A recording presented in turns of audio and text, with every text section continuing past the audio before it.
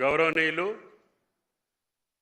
ఈ చారిత్రక ఘట్టానికి ముఖ్య అతిథి రాష్ట్ర ముఖ్యమంత్రి వర్యులు రేవంత్ రెడ్డి గారికి, ఆర్థిక మంత్రి ఉప ముఖ్యమంత్రి భట్టి గారికి, నీటిపారుదల శాఖ మార్చులు ఉత్తమ్ గారికి, నా సహచార మంత్రివర్గ సభ్యులందరికీ, వేదిక మీద ఉన్నటువంటి ప్రజాప్రతినిధులందరికీ, శాసన మండలి అధ్యక్షులు సుఖేందర్ రెడ్డి గారికి, ప్రియమైన రైతు సోదరులందరికీ, అదేవిధంగా పాలనా అధికారులందరికీ ఈ యొక్క శుభ సందర్భాన రైతాంగ పక్షాన శుభాకాంక్షలు, ధన్యవాదాలు కూడా తెలియజేస్తున్నాం.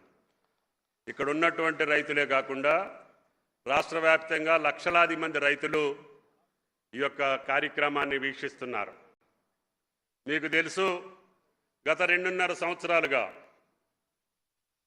ప్రజాప్రభుత్వం రేవంత్ రెడ్డి గారి ఆధ్వర్యంలో ఏర్పడ్డటువంటి తెలంగాణ ప్రభుత్వం భారతదేశంలో చిన్న రాష్ట్రం, కొత్త రాష్ట్రం. ఆ కొత్త రాష్ట్రాన్ని అష్ట కష్టాలు పాలు చేసి, విధ్వంసం సృష్టించి, ఆర్థిక వ్యవస్థని చిన్నాభిన్నం చేసి, అందరి జీవితాలని, అందరి వ్యవస్థల్ని నాశనం చేసినటువంటి సందర్భంలో రేవంత్ రెడ్డి గారి ఆధ్వర్యంలో రాహుల్ గాంధీ గారి, సోనియా గాంధీ గారి ఆశీస్సులతోటి అధికారంలోకి వచ్చినటువంటి రాష్ట్ర ప్రభుత్వం ఆ విధ్వంసంలో నుంచే వికాసాన్ని సృష్టించాలి, ఆ కష్టాల నుంచే రైతులు సుఖాల వైపు నడిపించాలి. కాబట్టి ఎన్ని ఇబ్బందులున్నా, ఎన్ని సమస్యలున్నా ధైర్యంగా, గుండె ధైర్యంతో ముందుకు పోయి ఏదైనా ఇబ్బంది వస్తే మన ఎన్నుకున్నటువంటి ప్రజలకు చెప్పాలి, ప్రజల్ని మెప్పించాలి, ప్రజల్ని ఒప్పించాలి, వాళ్ళ ద్వారా సవ్యమైనటువంటి పాలన సాగిస్తామని చెప్పి గుండె ధైర్యంతో ముఖ్యమంత్రి గారు తీసుకున్నటువంటి సాహసోపేతమైన చర్యల్లో రుణమాఫీ, భారతదేశంలో ఆనాడు మన్మోహన్ సింగ్ గారి ఆధ్వర్యంలో కేంద్రంలో చేసినటువంటి రుణమాఫీ తప్ప ఆనాటి నుంచి ఈనాటి వరకు ఏ రాష్ట్ర ప్రభుత్వం కూడా రైతులకు రుణమాఫీ చేసినటువంటి దాఖలాలు లేవు. ఆ రోజు కూడా దేశం మొత్తం 70,000 కోట్లు. కానీ మన ముఖ్యమంత్రి, మన ప్రభుత్వం చేసినటువంటి రుణమాఫీ ఒకేసారి మొదటి సంవత్సరం కష్టాల్లో నుంచి 21,000 కోట్లు, 25 లక్షల మంది రైతులకి రుణమాఫీ చేశాం.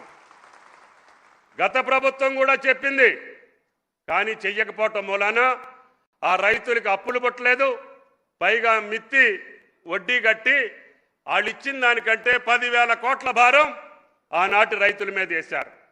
అందుకనే ఆ రైతులు ఆ పాలనని బంగాళాఖాతంలో కలిపారు. అటువంటి వాళ్ళు కూడా ఈనాడు రేవంత్ రెడ్డి గారి ప్రభుత్వాన్ని విమర్శిస్తున్నారంటే వాళ్ళకి కనీసం మానవత్వం ఉండాలి. ఆనాడు రైతాంగాన్ని కష్టాలు పాలు చేసినటువంటి మీరే ఈరోజు నీతులు చెప్పకుండా, సిగ్గు లేకుండా బజార్లో తిరుగుతుంటే ప్రజలు ఏమనుకుంటున్నారో అర్థం చేసుకోమని చెప్పి విజ్ఞప్తి చేస్తున్నాం. రుణమాఫీ, మాకు పంట రుణాలంటే రైతుకు చాలా రకాల రుణాలు ఉంటాయి. దీర్ఘకాలిక రుణాలు ఉంటాయి, అదేవిధంగా స్వల్పకాలిక రుణాలు ఉంటాయి. రాష్ట్ర ప్రభుత్వం ఇచ్చినటువంటి మాట పంట రుణాలు అంటే స్వల్పకాలిక రుణాలు. అది మాకు 40 బ్యాంకులు ఇచ్చినటువంటి ఖాతాదారులందరికీ మేము ఇచ్చినటువంటి భరోసా, మేము ఇచ్చినటువంటి పూచి 25 లక్షల మందికి 21,000 కోట్లు మొదటి సంవత్సరంలో ఇచ్చినటువంటి ఏకైక ప్రభుత్వం రేవంత్ రెడ్డి గారి ప్రభుత్వం అని చెప్పి మీకు ఈ సందర్భంగా మనం చేస్తున్నాం.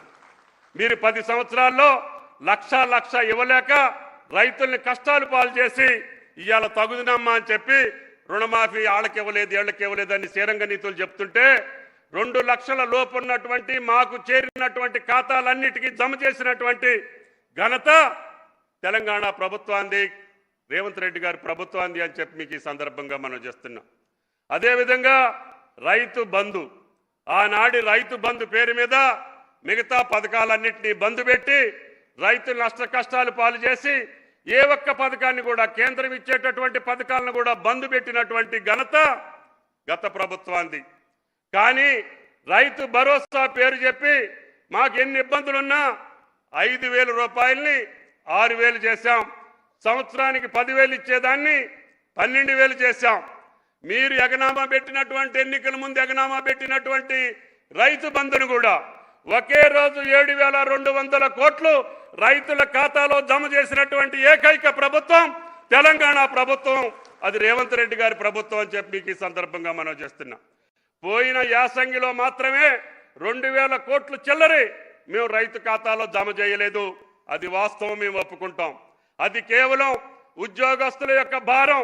మేము ఇచ్చినటువంటి మాట లక్షలాది మంది జీవితాల్లో వెలుగులు నింపడం కోసం మొన్న యాసంగిలో ఆఖరి కిస్తీ మాత్రం మేము ఇయ్యలేదు. దానికి బదులుగా మేము 5000 కోట్లు పెట్టి మీరు పండించినటువంటి అన్ని పంటల్ని మద్దతు ధరకు కొన్నటువంటి ఏకైక ప్రభుత్వం తెలంగాణ ప్రభుత్వం. భారతదేశంలో ఏ రాష్ట్రంలో కూడా మొక్కజొన్నలు కానీ జొన్నలు కానీ ఏ రకమైనటువంటి పంటలు కొనకపోయినా రేవంత్ రెడ్డి గారు మా కేబినెట్ నిర్ణయం తీసుకొని కాదు కష్టాల్లో ఉన్నటువంటి రైతుని మనం ఆదుకోవాలి అని 15 లక్షల టన్నుల మొక్కజొన్నలు జొన్నలు ఇతర అన్ని పంటలు కూడా కందులు కానీ మినువులు కానీ పెసలు కానీ సోయా కానీ సన్ఫ్లవర్ తోటి సహా మీ పంటలను కొనుగోలు చేసినటువంటి ఏకైక ప్రభుత్వం భారతదేశంలో తెలంగాణ ప్రభుత్వం అని చెప్పి మీకు ఈ సందర్భంగా మనం చేస్తున్నాం. అదేవిధంగా రైతు బీమా మీద కూడా అబద్ధాలాడి అడ్డగోలు మాటలతోటి బజార్లో అమ్మడి తిరుగుతున్నారు.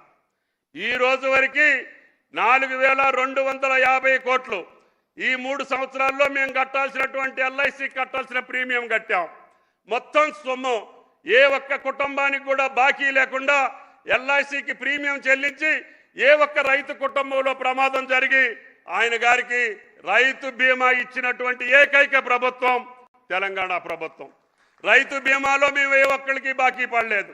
రుణమాఫీలో ఏ ఒక్కరికి బాకీ పడలేదు. రైతు భరోసాలో మొన్న ఆఖరి కిస్తీలో మాత్రం అసలు రైతు భరోసా అంటే మనందరికీ రాష్ట్ర ప్రజలకు తెలియాలి. ఇది పంట భరోసా, భూమి భరోసా కాదు.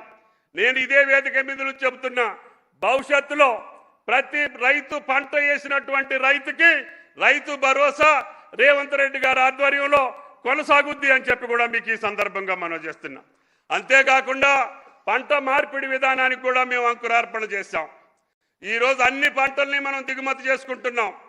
కానీ ఆ పంటలకి కావలసినటువంటి వెసులుబాటు ఇవ్వాలని మా రైతు కమిషన్ అధ్యక్షులు ఇచ్చినటువంటి సలహాలను పాటించి భవిష్యత్తులో మనం ఏ పంటలైతే దిగుమతి చేసుకుంటున్నామో ఆ పంటలకి రైతును ప్రోత్సహించి ఆ రకమైనటువంటి ఉద్యాన పంటలతో పాటు తప్పకుండా భవిష్యత్తులో కూరగాయలతో సహా ఈ రాష్ట్రంలో సమృద్ధిగా మనం పంటలు పండించే స్థాయికి ఈనాడు రైతాంగాన్ని తీసుకెళ్లాలని ఇందాకనే పెద్దలు చెప్పారు. ఈరోజు వాతావరణ శాఖ చెప్పేటటువంటి అంచనాలను బట్టి ఎలినో ప్రభావం ఎక్కువగా ఉంటుందని, అది కూడా భారతదేశం మీదనే ఎక్కువ ఉంటుందని, ఆ భారతదేశంలో కూడా దక్షిణ భారతదేశానికే ఎక్కువ ఉంటుందని, దక్షిణ భారతదేశంలో కూడా ఆంధ్ర తెలంగాణ కర్ణాటక రాష్ట్రాల మీద ప్రభావం ఎక్కువ ఉంటుందని. అందుకని మేము పదే పదే రైతులకు విజ్ఞప్తి చేస్తున్నాం, మీరు నీటికి తక్కువ ఉన్నటువంటి పంటలు, నీటి వినియోగం తక్కువ ఉండేటటువంటి పంటలు వాడండి. దానికోసమే పప్పు దినుసులన్నింటినీ కూడా రైతు వేదికల్లో పెట్టి మీకు విత్తనాలు సప్లై చేశాం. ఇందాక పెద్దలు ఉత్తమ్ గారు చెప్పినటువంటి 7 రకాల డిమాండ్ ఉన్నటువంటి వరి విత్తనాలు ఒకవేళ కేంద్ర ప్రభుత్వం తిరస్కరించిన మార్కెట్లో మీరు అమ్ముకోగలిగినటువంటి ధాన్యం, అదేవిధంగా ఎక్స్పోర్ట్స్కి అనుకూలమైనటువంటి ధాన్యం, రైతులకి ఎక్కువ ఆదాయం వచ్చేటటువంటి ధాన్యాన్ని మీకు సిఫారసు చేశాం.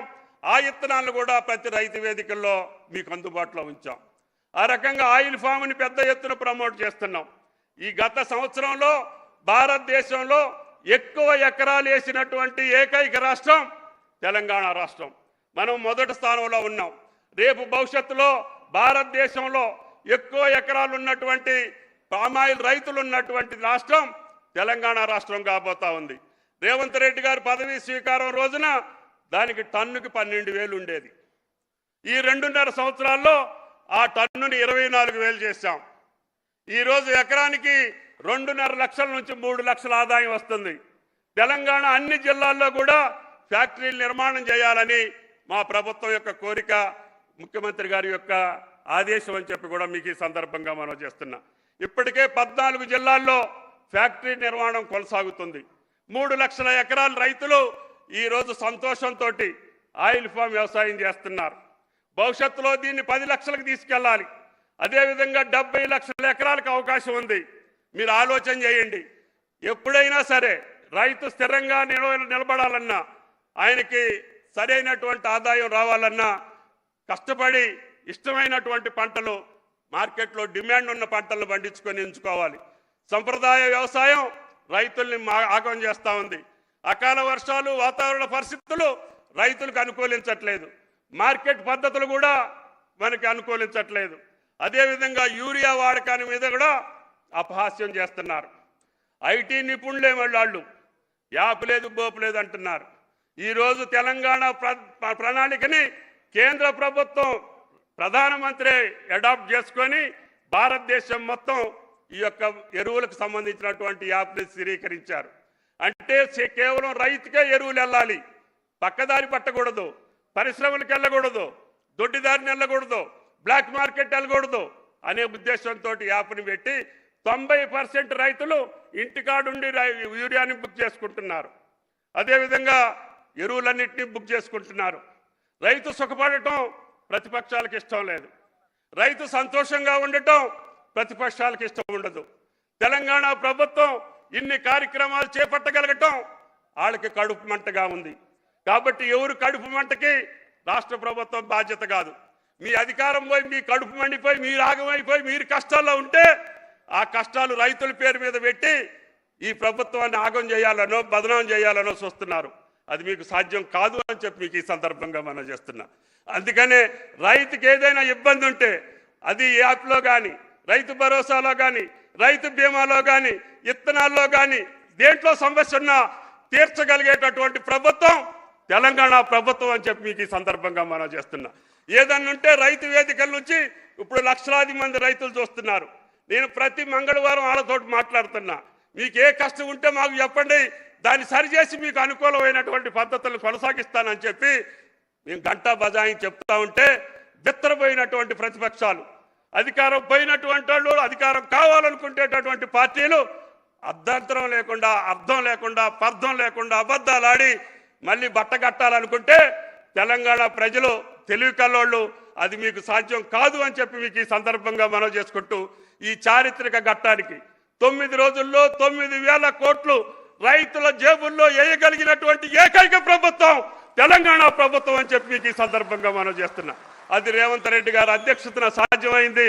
ఆయన గారికి ప్రత్యేకంగా ధన్యవాదాలు తెలియజేస్తూ నాట్ల కంటే ముందే మీ పెట్టుబడి కోసం ఆలోచించి కష్టాలు పక్కన పెట్టి ఈ రోజున 9,000 కోట్లు బట్టి గారి ద్వారా అరగంటలో మీ ఖాతాల్లో వేపిస్తామని చెప్పి ఈ సందర్భంగా మనం చేసుకుంటూ గౌరవ ఆర్థిక మంత్రి గారిని మాట్లాడవలసిందిగా కోరుతున్నాం.